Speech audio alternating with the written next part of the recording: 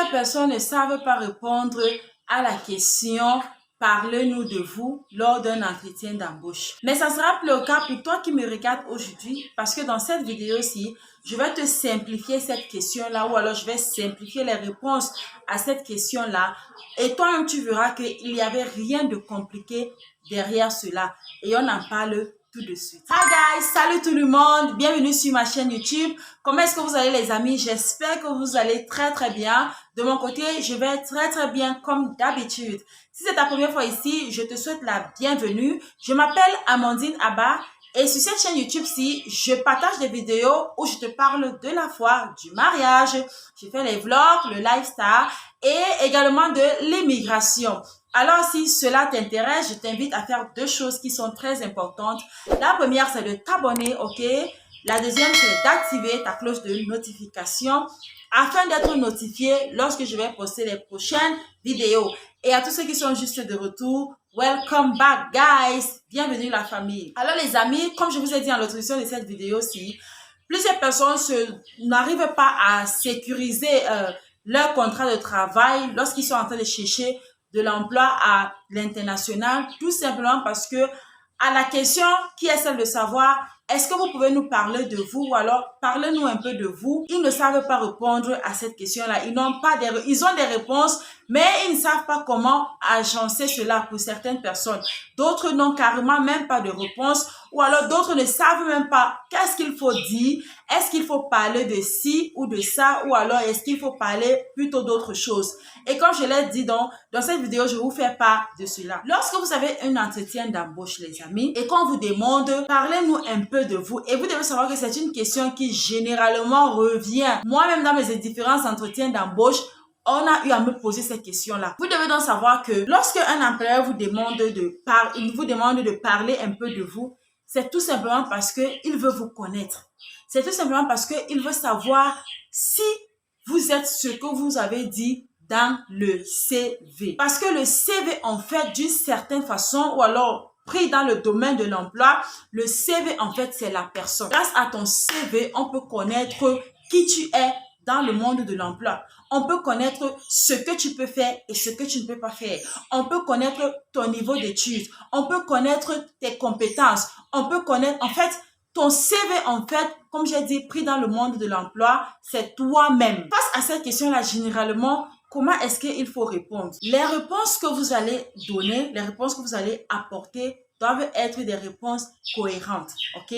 En fait, votre réponse doit être cohérente, c'est-à-dire, vous devez partir d'un point A pour un point B, C, D, etc., ok? Vous ne devez pas mélanger, prendre à gauche, venir à droite, retirer du derrière, prendre...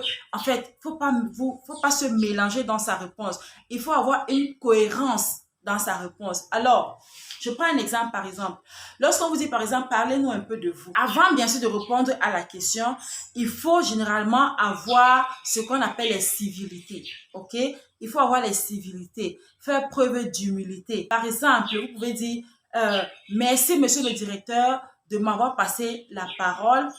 Avant toute chose ou alors avant de répondre à votre question, j'aimerais déjà vous dire que je me sens très honorée d'être choisie parmi tant de candidats. Je me sens très honorée que ma candidature ait retenu votre attention. Quand je parle des civilités, vous devez en fait mettre ça en vos mots. Ça, ce n'est que des exemples que je suis en train de donner, ok? Mais vous mettez ça en vos propres mots, afin de savoir comment le dire facilement, ok?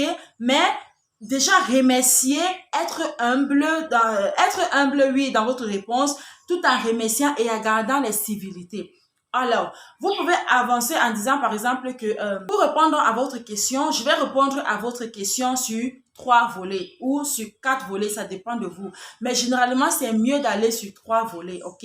Je vais répondre à votre question sur 3 volets. Le premier volet sera le volet académique. Le deuxième volet sera le volet professionnel et le troisième volet sera le volet social, ok?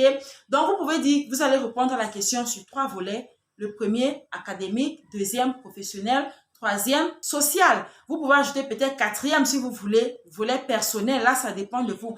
Mais généralement, nous conseillons aux gens de se limiter juste sur les 3 volets, c'est-à-dire académique, professionnel et social. Alors, lorsqu'on parle du volet académique, vous suivez la cohérence que vous avez mis dans votre CV. Si par exemple dans ton CV, tu es parti de ton plus petit diplôme au plus grand, tu suis ce cheminement-là, ok? Mais si dans ton CV, tu es parti de ton diplôme le plus grand au plus petit, tu suis ce cheminement-là, ok? Par exemple, tu vas dire, de telle année en telle année, j'ai fait telle chose, j'ai obtenu tel diplôme et après cela, de telle année en telle année, j'ai fait telle autre chose où j'ai obtenu tel autre diplôme. En fait, il y a la cohérence dans ce que vous dites. Donc, vous suivez l'ordre que vous avez mis sur votre CV. De telle année en telle année, j'ai obtenu peut-être ma licence. De telle année en telle année, j'ai obtenu peut-être mon baccalauréat. De telle année en telle année, j'ai obtenu peut-être mon probatoire. De telle année en telle année, j'ai obtenu peut-être mon BEPC. Ça dépend de vous. L'ordre que vous avez mis, vous suivez cet ordre-là en respectant les années que vous avez mis sur votre CV. C'est très important. Et lorsque vous venez maintenant, là-bas, vous citez tout simplement, vous passez rapidement dessus parce qu'il faut aussi que je vous le dise, c'est que les employeurs n'ont pas tout le temps pour vous écouter. Certains employeurs donnent le temps, ok? Ils prennent le temps pour vous écouter, mais certains n'ont pas ce temps. Parce que généralement, lorsque vous êtes programmé pour un entretien d'embauche, sachez que ce n'est pas vous seul. Il y a plusieurs autres personnes qui sont programmées avec vous. Donc, votre temps que vous avez, ou alors le temps que l'employeur s'accorde de vous donner, vous devez respecter ce temps-là. Donc, vous citez, lorsque c'est sur le volet académique, vous citez tout simplement rapidement et vous passez. Lorsqu'on arrive donc sur le volet professionnel, c'est sur le volet professionnel que vous devez essayer d'être plus précis, concis. Vous commencez aussi en respectant l'ordre que vous avez mis sur le CV.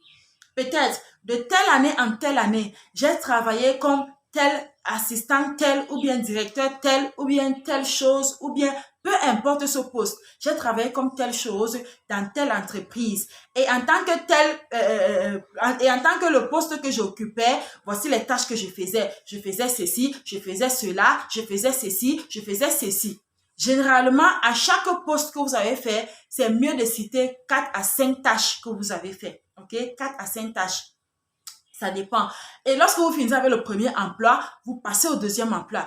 Et après cet emploi-là, de telle année en telle année, j'ai été telle personne, j'ai occupé tel poste dans telle entreprise. Et en tant que tel dans cette entreprise-là, voici ce que je faisais. Je faisais ceci, je faisais cela, je faisais comme ça, j'étais responsable de ceci et de cela. Vous citez les postes que vous avez faits. OK?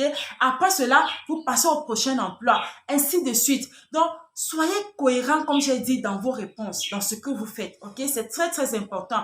Emploi après emploi, ok? Et à chaque emploi, vous prenez la peine de lister les tâches, les différentes tâches que vous avez eu à faire. Vous prenez la peine de lister les différentes choses que vous avez effectuées en ce poste-là. C'est très important, les amis.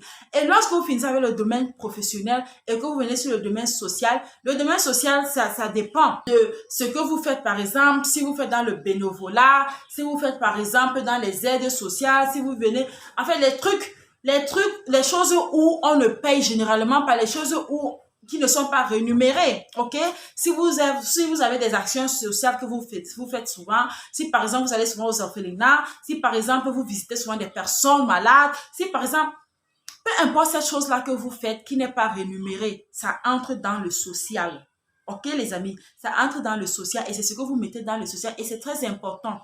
Pour tout employeur même d'ailleurs, quand les employeurs voient que, cette personne-ci, elle n'est pas seulement là pour regarder ce qu'on peut lui donner, qui est rémunéré, qui n'est pas mauvais, qui n'est pas mauvais. Mais lorsque vous ajoutez à ça le social, ça apporte un plus à votre candidature. Ça apporte plus de valeur à votre personne. En fait, l'employeur vous voit autrement comparé à d'autres personnes si, par exemple, ils n'ont pas le volet social. Ok? Ça apporte une valeur, en fait, comme je disais.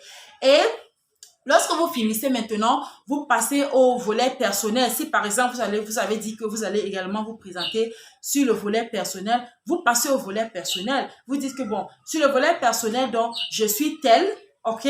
Je suis tel. Si vous êtes marié, je suis marié à tel. Si vous avez des enfants, je suis mère ou bien père de tel nombre d'enfants et ainsi de suite. Ça dépend en fait, ok? Donc, vraiment, ça dépend.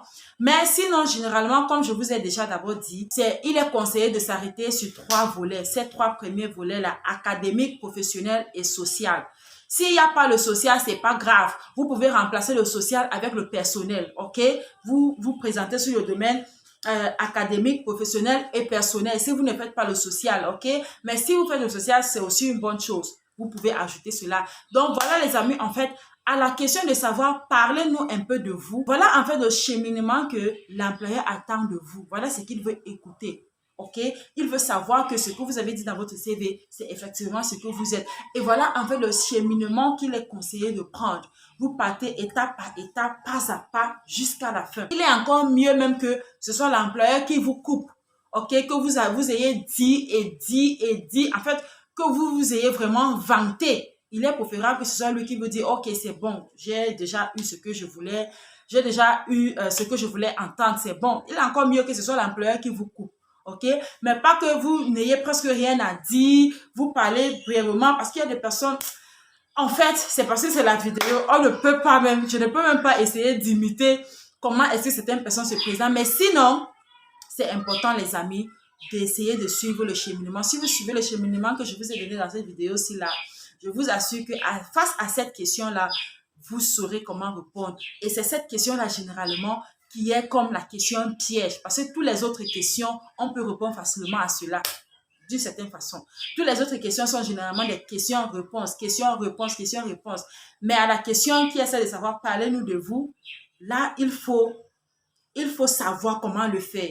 Et si vraiment vous avez suivi cette vidéo jusqu'à la fin, je crois que vous n'aurez plus de problème avec cette vidéo, avec cette question. Et pour tous ceux-là qui aimeraient nous contacter, mon équipe et moi, que ce soit pour un coaching, que ce soit pour un suivi dans votre procédure d'immigration, que ce soit pour un accompagnement, que ce soit pour des questions personnelles, peu importe les amis, nous restons ouverts à l'email mamandine2014@yahoo.com. Ça s'affiche là sur votre écran. Vous pouvez nous écrire sur cet email là. Mon équipe et moi, nous allons vous répondre de manière prompte, ok les amis?